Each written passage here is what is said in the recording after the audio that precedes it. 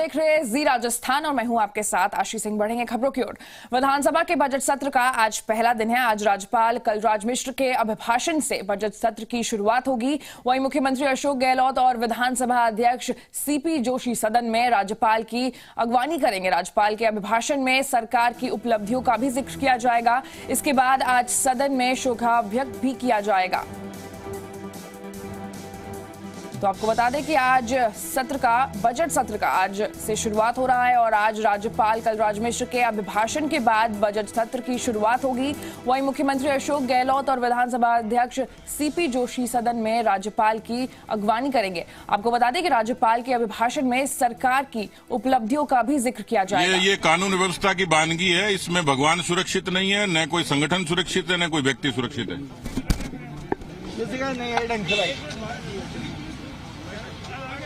लसन जी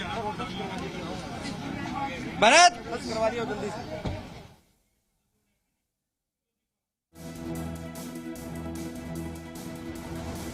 तो आज का दिन काफी महत्वपूर्ण है। आपको बता दें कि विधानसभा के बजट सत्र का आज पहला दिन है। आज राज्यपाल कलराज मिश्र के अभिभाषण से बजट सत्र की शुरुआत होगी। वहीं मुख्यमंत्री अशोक गहलोत और विधानसभा अध्यक्ष सीपी जोशी सदन में राज्यपाल की अगवानी करेंगे। राज्यपाल के अभिभाषण में सरकार की उपलब्धियों का भी जिक्र होगा। इसके साथ ही आज सदन में शोकाभिव्यक्त भी किया जाएगा। राज्यपाल महोदय का जो अभिभाषण होगा उसमें सरकार की जो सोच है उसकी झलक होगी। अरे शांति रखो यार। जो काम हम जिस तरीके से हम काम कराने का हमारा इरादा है 2021-22 में, उन कामों की झलक होगी। जिस तरीके से हमने काम किया है, कोरोना से लड़ाई लड़ी है, पूरे देश में राजस्थान ने सबसे अच्छी लड़ाई लड़ी है। हमारे कोरोना वॉरियर्स, हमारे सारे कर्मचारी, अधिकारी, प्रदेश की जनता, सबका आभार कि उन्होंने शानदार तरीके से लड़ाई लड़ी कि आज कोरोना समाप्ति की ओर लग रहा है। लेकिन फिर भी लापरवाही नहीं बरतनी है। इसीलिए इस सत्र में भी उन सारे मापदंडों की पालना की जाएगी जो कोरोना के हिसाब से जो जरूरी है। तो मैं उम्मीद करके चलता हूं कि राज्यपाल महोदय के अभिभाषण के बाद में धन्यवाद प्रस्ताव पारित होने के बाद में जो बजट आएगा वो बजट भी शानदार होगा, राजस्थान की जनता की आशाओं के अनुरूप होगा।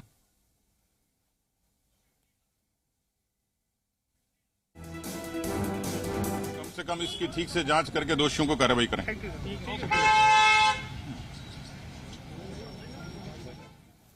और इस पर ज्यादा जानकारी के लिए हमारे संवाददाता शशि मोहन लाइव हमारे साथ जुड़ चुके हैं। शशि, देखिए थोड़ी ही देर में बजट सत्र शुरू होगा और काफी सारे मुद्दों पर चर्चा होगी। सरकार की उपलब्धियां भी गिनवाई जाएंगी, उनका भी जिक्र होगा। क्या कुछ तस्वीरें आपको मिल रही हैं?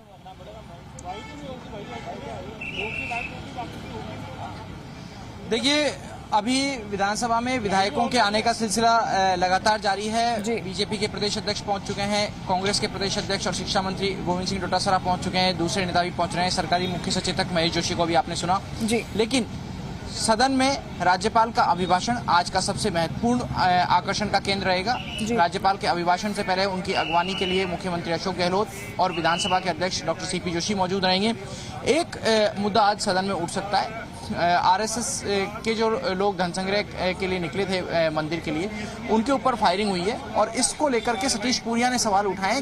कहा कि इस मामले की निष्पक्ष जांच कम से कम होनी चाहिए। उन्होंने घटना की निंदा की। साथ ही जो सरकारी मुख्य सचेतक है महेश जोशी, उनका कहना है कि कांग्रेस पार्टी या उनकी सरकार ऐसे किसी भी मामले में बेवजह दखल नहीं देती है जो कानून व्यवस्था से जुड़ा हुआ हो। साथ ही महेश जोशी ये भी कह रहे हैं कि इस सत्र में बजट भी अच्छा आने की उम्मीद है, लेकिन जो किसान आंदोलन का मुद्दा बीजेपी उठाने की तैयारी कर रही है, उस पर महेश जोशी का कहना है कि जो आंदोलनजीवी शब्द आया इस पूरे प्रकरण में जी प्रधानमंत्री की तरफ से, उस पर उन्होंने सवाल उठाते हुए कहा कि आंदोलन से ही देश खड़ा हुआ है, देश की आज़ादी में आंदोलनों का बड़ा योगदान रहा है। और उन्होंने सीधे बीजेपी पर पलटवार करते हुए कहा कि जो बीजेपी आंदोलनों में कभी हिस्सा नहीं लेती थी, वो बीजेपी और वो जनसंघ के नुमाइंदे किस तरीके से समझ सकेंगे कि आंदोलन क्या होते हैं। बहरहाल ये आगामी जो सत्र है पूरी तरह से हंगामीदार होने के आसार दिख रहे हैं, क्योंकि किसानों के मुद्दे पर कांग्रेस, बीजेपी, सत्ताधारी पार्टी, विपक्ष दोनों आमने सामने होंगे। एक और महत्वपूर्ण जानकारी दर्शकों को देना चाहेंगे, बामनवास की विधायक है इंदिरा मीना, वो भी थोड़ी देर में विधानसभा पहुंचेंगी और ट्रैक्टर पर विधानसभा पहुंचेंगी। किसान आंदोलन को समर्थन देने के लिए उन्होंने इस तरह का तरीका अपनाया है। बिल्कुल शशि, देखिए इससे पहले भी जब आम बजट पेश हुआ था तो राजस्थान की जनता के लिए कुछ खास नहीं ऐलान किया गया, कुछ खास नहीं बोला गया सरकार की तरफ से। तो वहीं अब जब बजट सत्र आज से शुरू हो रहा है तो राजस्थान की जो जनता है उनको भी काफी ज्यादा उम्मीदें होंगी।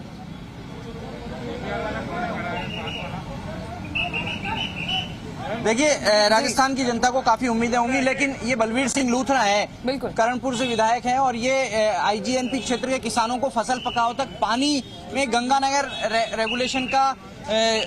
रेगुलेशन करें, इस तरह की मांग लेकर के और इस तरह के होर्डिंग लेकर के यहाँ पर पहुंचे हैं। उनसे बातचीत करने की कोशिश करते हैं। बलवीर सिंह जी, क्या मांग है आप लोगों की? मैं बलवीर सिंह लूथरा, विधानसभा रायसिंह नगर।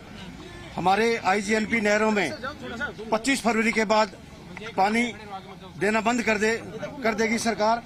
मैं सरकार से मांग करता हूं कि गेहूं की फसल पकाने के लिए एक बारी की अतिरिक्त आवश्यकता है, क्योंकि 25 फसल का पकाव होता है 15 अप्रैल तक और 1.5 महीने में एक भी बारी किसानों को पानी की नहीं मिलेगी। मैं सरकार से मांग करता हूं मार्च में एक पानी की बारी किसानों के गेहूं की फसल पकाने के लिए दी जाए। और पिछले 12 दिनों से 13 दिनों से ठंडी ठाकरी के हमारे रायसेन विधानसभा क्षेत्र के किसान अपनी कृषि भूमि की खातेदारी की डिमांड कर रहे हैं और सरकार इसकी तरफ कोई ध्यान नहीं दे रही है। मैं सरकार से ये मांग करता हूं किसानों को उनकी कृषि भूमि की खातेदारी दी जाए। बलवीर सिंह लूथरा है, इन्होंने किसानों को खातेदारी के साथ में एक और पानी देने के लिए मांग की है, जो गेहूं की फसल को दिया जाना है। खास बात यह है कि कांग्रेस का जो जवाबी हमला है किसानों के मुद्दे, आंदोलन के मुद्दे पर बीजेपी पर, उसके काउंटर अटैक के रूप में इसको देखना चाहिए। राहुल गांधी जो कांग्रेस के अध्यक्ष रह चुके हैं, एक बार फिर से उनको अध्यक्ष बनाने की मांग उठ रही है।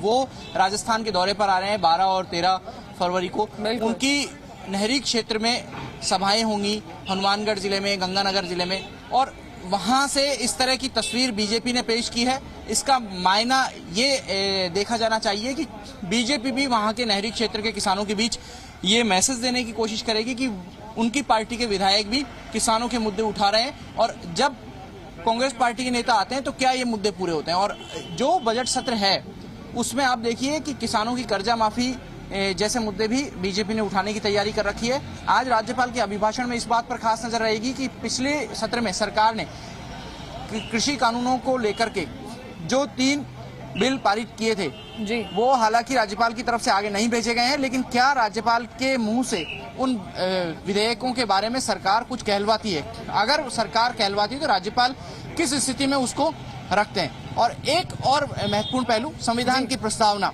ना संविधान दिवस है, ना कोई दूसरा मौका है, लेकिन अब आने वाले दिनों में बीजेपी को घेरने के लिए कांग्रेस की नई स्ट्रेटजी, संविधान की जो मूल प्रस्तावना है जो कहती है हम भारत के लोग भारत को संपूर्ण प्रभुत्व संपन्न धर्मनिरपेक्ष लोकतंत्रात्मक समाजवादी गणराज्य बनाने के लिए कोशिश करेंगे, काम करेंगे, उस मूल प्रस्तावना को पढ़ा जाएगा यहाँ पर। और आने वाले दिनों में कांग्रेस पार्टी बीजेपी को घेरने के लिए संविधान की मूल प्रस्तावना पर काम करने की बात कर सकती है, इस तरह की मांग कर सकती है। इसके इर्द गिर्द आने वाले दिनों में राजनीति आपको दिखाई देगी। बिल्कुल शशि, लेकिन हम लोगों ने कल देखा था कि बीजेपी पूरी पुरजोर तरीके से तैयारी कर रही है कि आज किस प्रकार से सरकार को सभा में घेरना है। तो उसकी अगर बात करें तो अभी लूथरा साहब को भी हम लोगों ने सुना कि वो भी लगातार सरकार को घेरने की बात कर रहे थे। तो बीजेपी के बारे में हमें कुछ बताइए कि वहां पर किन मुद्दों को लेकर आज सरकार को घेरने का प्लान किया गया है?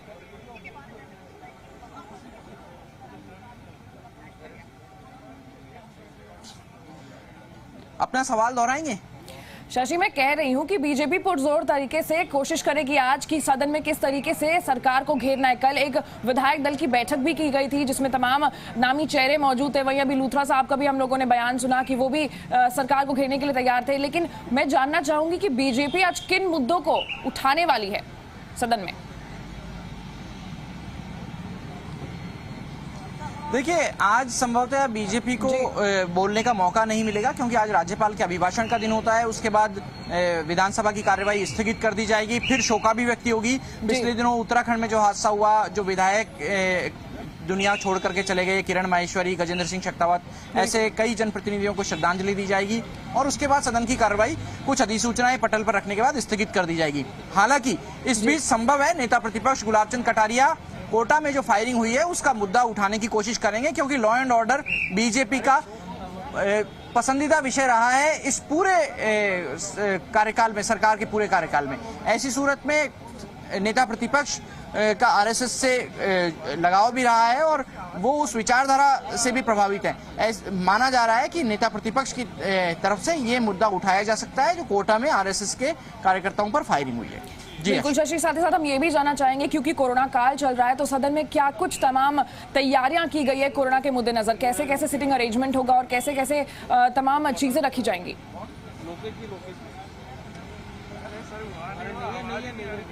देखिए, कोविड प्रोटोकॉल की पूरी पालना की जाएगी। जो पिछले 2 सत्र में बैठने की व्यवस्था रही है वही बैठने की व्यवस्था रहेगी। अल्टरनेटिव सीट्स रहेंगी, विधायकों के बीच में कम से कम 1 सीट का अंतर रहेगा और जगह जगह सैनिटाइजर लगाए गए हैं, सैनिटाइजर टनल भी लगाई गई हैं। कैमरा पर्सन संजय कुबरे से कहूंगा कि जरा गाड़ियों के दाखिल होते समय किस तरह की उनको सैनिटाइज करने की व्यवस्था की गई है, ये सैनिटाइजर टनल देख करके आप समझ सकते हैं। हर गाड़ी को विधानसभा में दाखिल होते समय इस टनल में से जाना होगा और जब इस टनल में गाड़ी दाखिल होती है तो ऑटोमेटिक सिस्टम से स्प्रे निकलता है और वो स्प्रे जो गाड़ियों की सरफेस को साफ करता है, उनको कीटाणु रहित करता है। इस तरह के प्रयोग हमने देखे थे कोविड काल में, कई जगह शुरू किए गए थे। विधानसभा में तब यह सिस्टम लगाया गया था और तभी से यह सिस्टम लगातार काम कर रहा है और इसीलिए नो कॉन्टैक्ट स्कैनिंग जो है दरवाजों के ऊपर वो लगाई गई है। विधानसभा में जो हाँ पक्ष ना पक्ष लॉबी है उस डोम में दाखिल होने के लिए केवल विधायकों के फेस डिटेक्शन और हाथ हिलाने से, हाथ को आप वेव करेंगे उसी से आपकी रीडिंग ले लेगा और विधायक को आइडेंटिफाई करके दरवाजा खुल जाएगा, जाने देगा। बहुत बहुत शुक्रिया शशि मोहन जी, आपको तमाम जानकारी हमारे दर्शकों के साथ साझा करने के लिए। तो इस वक्त एक और बड़ी खबर